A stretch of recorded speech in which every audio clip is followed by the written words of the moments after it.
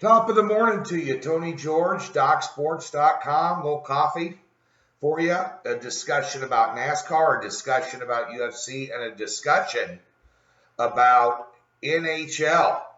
And I'll give you some interesting angles on the NHL as well, as there's a lot of discussion going on in the NHL about firing back up. More so aggressive than Major League Baseball or the NBA. We can bitch about that a little bit too. Cheers. I hope you all came over because I know a lot of you did. Right there to DocSports.com this weekend. Took advantage of that free $60 by clicking that link below. Because we swept 2-0 in NASCAR on Sunday. Had Austin Dillon minus 130 over Bell and minus 125 over Custer.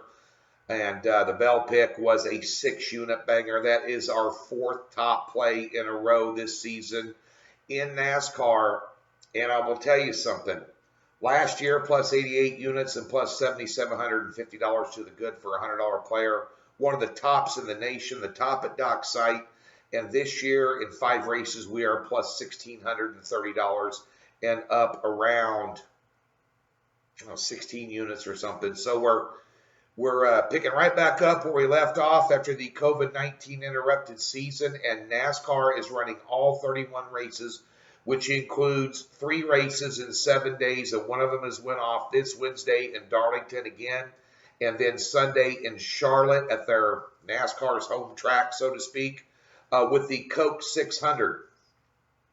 And we'll be ready for both those races this upcoming Wednesday, but a huge, huge day in NASCAR on a day where you also saw live golf with Fowler and Johnson and McIlroy and Wolf playing a little bit of a celebrity skins game for charity, which was nice to see as well. And things, while they're far from being normal, and I don't know what this new normal is going to be, should just be normal in the very near future, honestly. That's just my opinion. But nonetheless, there's some bright lights coming down the tunnels here. The NBA proposed something in Vegas with the 16-team round-robin thing. Players don't want to take a 40% pay cut. Major League Baseball players don't want to take a 50% pay cut. That seems a little harsh to the 33 million Americans that are unemployed trying to get by on unemployment, welfare, WIC cheese, standing in line for A, B, C, and D, no health insurance, struggling, facing adversities they never thought they would face. And for these multi-millionaires to be bitching about money is a little bit off-putting, to say the least. But nonetheless, at least the NHL has stepped up their game. And I picked this up this morning off VSiN. Point Spread Weekly, all that stuff over at VSiN. Great website, great information website, great listens on the radio. I know a lot of those guys that broadcast daily, and it definitely gets your blood pumping, your adrenaline up. And nonetheless, I'm going to read this kind of verbatim here, hopefully I don't want to age myself wearing these bad boys, but I will. One league we haven't heard much from, the NHL, finally made headlines Sunday about a potential return to the ice. According to Pierre LeBrun of The Athletic, the NHL and the NHL Players Association, which is their union, which is important because they're in agreement. They want to play sports versus baseball and NBA right now.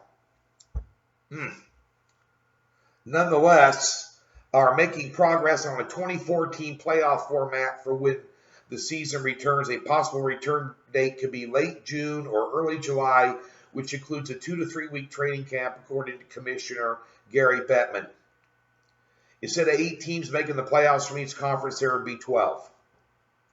So if you take a look at the East and the West, and we do NHL here, we had a very topsy-turvy season this year with a new staff capper, but we're making some strides coming down the stretch till this debacle of the virus hit us.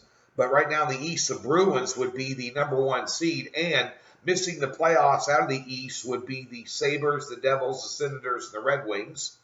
And, of course, in the West, the Blues would be the number 1 seed, with the Ducks, Kings, and Sharks missing the season. So we'll keep an eye on that. Here's some interesting thing about the postseason in NHL, which you can be very successful at. Now, this year is going to be a little bit of a different animal because it's not a normal season. They've gone through the normal culture. They've gone through the normal schedule, the road games, the home games, the positioning for playoffs. This is more, we're going to stick you in this category, and you're going to start going head-to-head playing playoff format, round robin deal. But in the postseason, 58.5% of the postseason games since 2005, the favorite has won. The key has been focusing on road favorites. These teams have won at a 60.4% clip in the postseason. If you're betting road favorites in the NHL since 2005 and hitting 60%, a little north of 60%, you're making a ton of freaking money. If the visiting favorite is coming off a loss and they're favored on the road off a loss, they're hitting 66% of the time. Hello. And these games are always close in the postseason, don't believe me? Postseason dogs on the puck line have covered either won or lost by just one goal at a 68.5% clip since 2005. In the regular season, they cover at 65%. I'm telling you, that's pretty substantial numbers and something to look forward to. See, I wrote that down and I highlighted it all for you so I wouldn't forget, hot off the presses. But nonetheless, that's something interesting to look forward to in the NHL. A quick update. We'll keep you posted on Major League Baseball and the NBA.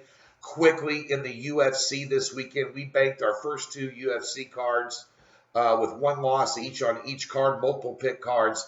On Saturday night, we had a 1-3 card. And our top play was Barbosa. I'm not going, and no one should think that the UFC is fixed. And there was some times in boxing back in the 70s and 80s, you kind of knew it was. But UFC is not. But the judging in these fights were horrible. The one card we lost on our previous card, the previous Wednesday, was an absolute robbery. Okay, it happens.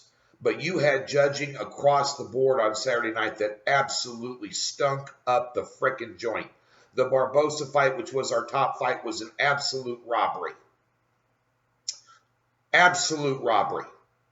But that being said, can't feel sorry for ourselves. You can't bitch and moan about it. Doesn't change the result. A win is a win and a loss is a loss.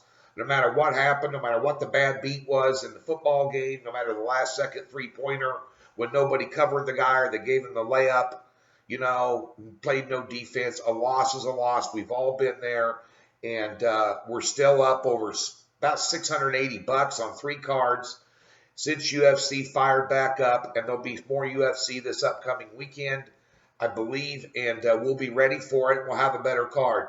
But the NASCAR, the bright spot, this is a proven commodity. Be sure and jump on. Race Wednesday night. I'll be back at you Wednesday with an update and let you know about the upcoming Tony's Time show. We'll do one Thursday and Friday. Be sure and stay tuned.